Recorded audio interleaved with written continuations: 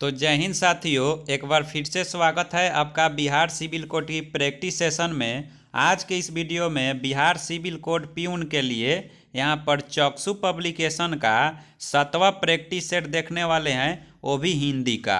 देखिए इसमें टोटल जो है 35 प्रश्न रहेंगे और सभी प्रश्न काफ़ी वेरी इंपॉर्टेंट है, तो इसलिए आप इस वीडियो को अंत तक जरूर देखिएगा। तो चलिए बिना देरी किए हुए इस प्रैक्टिस सेशन को शुरू करते हैं और एक एक प्रश्न को बारीकी से अध्ययन करते हैं। पहला जो प्रश्न है कि रस के कितने अंग होते हैं। तो देखिए फ्रेंड्स, रस के जो मुख्य रूप से अंग होते हैं वह होते हैं 4। ऑप्शन नंबर बी इस क्वेश्चन का राइट आंसर हो जाएगा। अब कौन कौन होते हैं ये देख लेते हैं। तो पहला जो होता है वह होता है अस्थाई भाव। अस्थाई भाव आप कॉपी पर नोट कर लीजिए। और नेक्स्ट यहाँ पर जो होता है वह होता है यहाँ पर विभाव।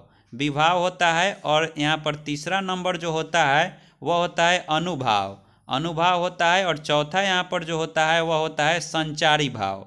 तो ये 4 बात आप ध्यान में रखिएगा। ये चारों जो है रस के अंग होते हैं।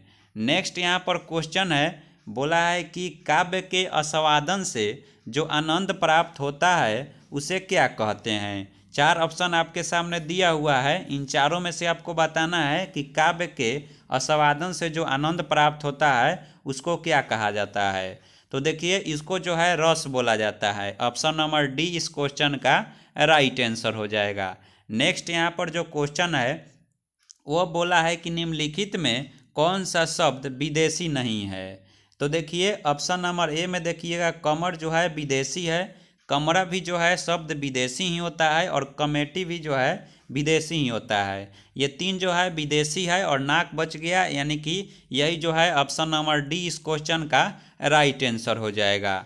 नेक्स्ट यहाँ पर अगर क्वेश्चन की बात करें तो शुद्ध वर्तनी का चयन कीजिए। यहाँ पर कहाँ जो है ऋषि सही तरीका से लिखा गया है यही आपको बताना है। तो देखिए ऑप्शन नंबर ए जो है इस क्वेश्चन का राइट आंसर हो जाएगा। नेक्स्ट यहाँ पर अगर क्वेश्चन की बात करें तो बोला है कि सामाजिक पदों या पुनर्रक्त या युग्म शब्द के मध्य प्रयोग किया जाता है। यानी किस चिन्ह का प्रयोग सामाजिक पदों या पुनर्रक्त या युग्म शब्द के बीच में किया जाता है। तो देखिए पुनर्रक्त या युग्म शब्द वह होते हैं, जैसे यहाँ पर देख लीजिए धीरे धीरे हो गया, यहाँ पर धीरे धीरे। तो धीरे धीरे के बीच में ये जो यहाँ पर आप चिन्ह देख रहे हैं ये आया है, इसको क्या बोलते हैं। तो इसको योजक चिन्ह बोला जाता है। ऑप्शन नंबर सी इस क्वेश्चन का राइट आंसर हो जाएगा। नेक्स्ट यहाँ पर अगर क्वेश्चन की बात करें तो स्त्रीलिंग और पुल्लिंग से है। आपको बताना है कि निम्नलिखित में कौन सा शब्द पुल्लिंग है। तो देखिए इन चारों ऑप्शन में आप पुल्लिंग खोजिएगा तो ऑप्शन नंबर ए अंधेरे जो है ये पुल्लिंग मिलेगा। ठीक है फ्रेंड्स। नेक्स्ट यहाँ पर अगर क्वेश्चन की बात करें तो अर्थ के आधार पर वाक्य के भेद बताइए। अब समझिए अर्थ के आधार पर वाक्य के जो भेद होते हैं वो होते हैं आपके 8। ऑप्शन नंबर डी इस क्वेश्चन का राइट आंसर हो जाएगा। नेक्स्ट यहाँ पर अगर क्वेश्चन की बात करें तो बोला है कि अभिज्ञ या अनभिज्ञ, अभिज्ञ और अनभिज्ञ शब्द का सही अर्थ बताइए। तो देखिए अभिज्ञ या अनभिज्ञ का अर्थ होता है, अभिज्ञ का मतलब जो होता है जानकार। ठीक है, ये बात आप ध्यान में रखिएगा। अनभिज्ञ का मतलब होता है ना जानकार। तो यहाँ पर ऑप्शन नंबर सी इस क्वेश्चन का राइट आंसर हो जाएगा। नेक्स्ट यहाँ पर क्वेश्चन है कि स्वर संधि कितने प्रकार के होते हैं ये आपको बताना है। तो देखिए फ्रेंड्स, स्वर संधि जो होता है वह 5 प्रकार का होता है। मैंने संधि का भी एक ट्रिक वाला वीडियो बना दिया है, उसमें मैंने सभी बातों की चर्चा की है। देखिए यहाँ पर बोला है कि पाप का विलोम शब्द क्या होगा। तो पाप का जो विलोम शब्द होता है वह पुण्य होता है। ऑप्शन नंबर सी इस क्वेश्चन का राइट आंसर हो जाएगा। नेक्स्ट यहाँ पर क्वेश्चन है और बोला है कि रचनाकार और रचना का कौन सा युग्म सही नहीं है। देखिए एक तरफ जो है रचना दिया हुआ है और एक तरफ रचनाकार के नाम दिया हुआ है। आपको बताना है कौन सा युग्म सही नहीं है।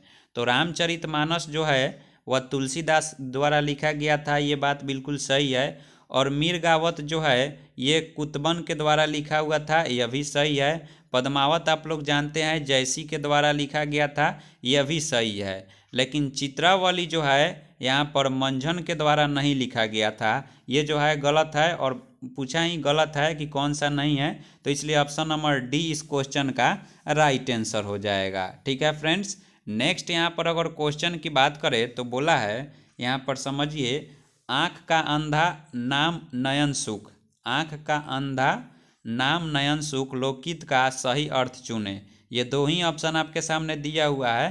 तो देखिए इन ऑप्शन में से ऑप्शन नंबर यहाँ पर बी जो है राइट आंसर हो जाएगा, गुण के विरोध नाम होना, यानी जैसा गुण है उसका विरोध जो है नाम होना। नेक्स्ट यहाँ पर जो क्वेश्चन है, तो नेक्स्ट यहाँ पर क्वेश्चन देखिएगा, बोला है कि नीचे दिए गए मुहावरे और उनके अर्थ के जोड़े में से एक जोड़ा गलत है, उसे पहचाने। देखिए इसमें से आपको बताना है कहाँ जो है मुहावरा का अर्थ गलत दिया हुआ है। मुहावरा है कि अपने पैरों पर खड़ा होना, यानी कि इसका अर्थ होता है स्वावलंब होना। ठीक है, तो ये जो है सही है, ऑप्शन नंबर ए सही है, हमको गलत चुनना है। आँच न आने देना, जरा भी कष्ट या दोष न आने देना, यह भी सही है। यहाँ पर देखिएगा डी में आसमान टूट पड़ना, गजब का संकट जो है, गजब का संकट पड़ना, यह भी सही है। तो बच गया ऑप्शन नंबर सी, आसन डोलना। आसन डोलना का जो है विचलित न होना, ये जो है मुहावरा नहीं होता है, ये जो है गलत है, और इसलिए ऑप्शन नंबर सी इस क्वेश्चन का राइट आंसर हो जाएगा। ठीक है फ्रेंड्स, नेक्स्ट यहाँ पर अगर क्वेश्चन की बात करें तो बोला है, यहाँ पर देखिए इसकी चर्चा हमने पिछली जो है यहाँ पर जो है सवाल में किया था। बोला है कि लेन देन, विरह, मिलन, जड़, चेतन आदि शब्द युग्म के बीच किस विराम चिन्ह का प्रयोग किया जाएगा। तो जैसा कि हमने आपको बताया था कि योजक चिन्ह का जो है ये सब में प्रयोग किया जाता है बीच में। ठीक है फ्रेंड्स, ऑप्शन नंबर बी इस क्वेश्चन का राइट आंसर हो जाएगा। नेक्स्ट यहाँ पर क्वेश्चन है, बोला है कि निम्नलिखित में शुद्ध वाक्य कौन सा है। आपको ये बताना है, 4 ऑप्शन दिया हुआ है, कौन सा जो है शुद्ध वाक्य है। बोला है कि मैं आपका दर्शन करने आया हूँ, तो मैं आपके होगा, यहाँ पर आपका नहीं, ये जो है गलत हो गया।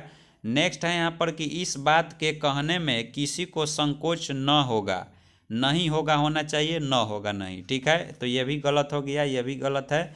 यहाँ पर देखिएगा, मैं अपनी बात के स्पष्टीकरण के लिए तैयार हूँ, ये जो है राइट आंसर है, ऑप्शन नंबर सी इस क्वेश्चन का राइट आंसर हो जाएगा। नेक्स्ट यहाँ पर जो क्वेश्चन है, बोला है कि निम्नलिखित में से कौन सा भाववाच्य का उदाहरण है। अब देखिए भाववाच्य का उदाहरण इसमें देखिएगा, तो यहाँ पर फीलिंग का यहाँ पर ऑप्शन नंबर डी जो है, धूप में चल नहीं जाता, ऑप्शन नंबर डी जो है इस क्वेश्चन का राइट आंसर हो जाएगा। नेक्स्ट यहाँ पर क्वेश्चन है कि राम खाता होगा किस काल का उदाहरण है। अब इसमें बहुत सारे बच्चे जो है संदिग्ध भविष्य मार देते हैं, लेकिन ये जो है संदिग्ध वर्तमान में होगा। ठीक है, ऑप्शन नंबर ए इस क्वेश्चन का राइट आंसर हो जाएगा। नेक्स्ट यहाँ पर जो क्वेश्चन है, बोला है कि किस शब्द की वर्तनी शुद्ध है। तो देखिए यहाँ पर आपको शुद्ध वर्तनी वाला शब्द चयन करना है, तो यहाँ पर ब्रज भाषा जो है शुद्ध रूप से लिखा हुआ है, ऑप्शन नंबर डी इस क्वेश्चन का राइट आंसर हो जाएगा। नेक्स्ट है कि उनके बिना तुम कुछ नहीं हो, वाक्य में संबंध बोधक शब्द कौन सा है। अब समझिए संबंध बोधक शब्द क्या होता है। देखिए वैसा शब्द जो दो संज्ञा या सर्वनाम, संज्ञा या सर्वनाम के मध्य में होता है। तो देखिए यहाँ पर जो है, यहाँ पर उसके और तुम ये सर्वनाम है, और इसके बीच में जो शब्द होता है वही संबंध बोधक होता है। ठीक है, तो यहाँ पर बोला है कि कौन संबंध बोधक है, तो बिना जो है संबंध बोधक है, ऑप्शन नंबर बी इस क्वेश्चन का राइट आंसर हो जाएगा। नेक्स्ट है कि गोद लिया हुआ पुत्र के लिए उपयुक्त एक शब्द क्या होगा। तो गोद लिया हुआ पुत्र के लिए एक शब्द जो होता है वह होता है दत्तक, ऑप्शन नंबर बी इस क्वेश्चन का राइट आंसर हो जाएगा। नेक्स्ट जो क्वेश्चन है वह बोला है यहाँ पर कि निम्नलिखित में से किस शब्द में तद्धित प्रत्यय का प्रयोग हुआ है। तो देखिए तद्धित प्रत्यय जो है संज्ञा सर्वनाम में जुड़ा जाता है, तो यहाँ पर ऑप्शन नंबर ए इस क्वेश्चन का राइट आंसर हो जाएगा। नेक्स्ट क्वेश्चन की तरफ बात करें तो देखिएगा, नेक्स्ट क्वेश्चन जो है संयोग में किस उपसर्ग का प्रयोग हुआ है। तो संयोग में जो है अगर आप संधि विच्छेद कीजिएगा तो सम प्लस योग होता है, तो यानी कि सम जो है उपसर्ग का प्रयोग हुआ है, ऑप्शन नंबर ए इस क्वेश्चन का राइट आंसर हो जाएगा। नेक्स्ट यहाँ पर क्वेश्चन है कि कार्यालय आदेश में अधिकारी का हस्ताक्षर किस स्थान पर आएगा। तो कार्यालय आदेश में अधिकारी का जो हस्ताक्षर होता है वह नीचे दाहिने की ओर होता है। ठीक है, ऑप्शन नंबर ए इस क्वेश्चन का राइट आंसर हो जाएगा। और यहाँ पर बोला है कि 24 और 25 नंबर जो क्वेश्चन है वो कॉमन एरर से है। आपको ये बताना है किस पार्ट में जो है त्रुटि है। देखिए बोला है कि आप यहाँ से इसी वक्त अपने घर चले जाओ। तो यहाँ पर देखिएगा तो यहाँ पर किसी भी भाग में त्रुटि नहीं है, इसलिए ऑप्शन नंबर डी इस क्वेश्चन का राइट आंसर हो जाएगा। नेक्स्ट जो है बोला है कि उसकी खराब स्थिति को देखकर मुझे दुख और क्षोभ हुए। तो दुख और क्षोभ हुए नहीं, हुआ हो। ठीक है, दुख और क्षोभ हुआ। ऑप्शन नंबर सी में जो है गड़बड़ है, ऑप्शन नंबर सी इस क्वेश्चन का राइट आंसर हो जाएगा।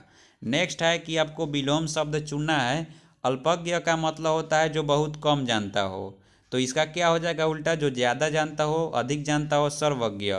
ठीक है, नेक्स्ट यहाँ पर है कि खूंटी शब्द का बहुवचन बताइए। तो खूंटी शब्द का बहुवचन खूंटिया होता है, ऑप्शन नंबर सी इस क्वेश्चन का राइट आंसर हो जाएगा। नेक्स्ट है कि अनेकार्थी शब्द का दूसरा अर्थ बताइए।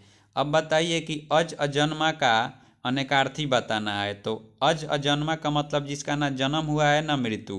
तो देखिए इसमें जो है ईश्वर का जो है ना जन्म हुआ है ना मृत्यु, इसलिए ऑप्शन नंबर डी इस क्वेश्चन का राइट आंसर हो जाएगा। नेक्स्ट है कि निम्नलिखित में से कौन सा शब्द वर्तनी की दृष्टि से शुद्ध है। तो देखिए इसमें प्रतिनिधि जो है आपको यहाँ पर ऑप्शन नंबर यहाँ पर ए में जो है सही देखने को मिलेगा। ठीक है फ्रेंड्स, नेक्स्ट यहाँ पर जो क्वेश्चन है कि देश रक्षा के लिए प्रत्येक नागरिकों को डैश रहना चाहिए, यानी कि देश रक्षा के लिए प्रत्येक नागरिकों को उद्धत, उद्धत का मतलब तत्पर होता है, तत्पर रहना चाहिए। तो ये थी आज के वीडियो। इसके बाद देखिए गद्यांश से प्रश्न है। तो फिर मिलते हैं नेक्स्ट वीडियो में, तब तक के लिए जय हिंद।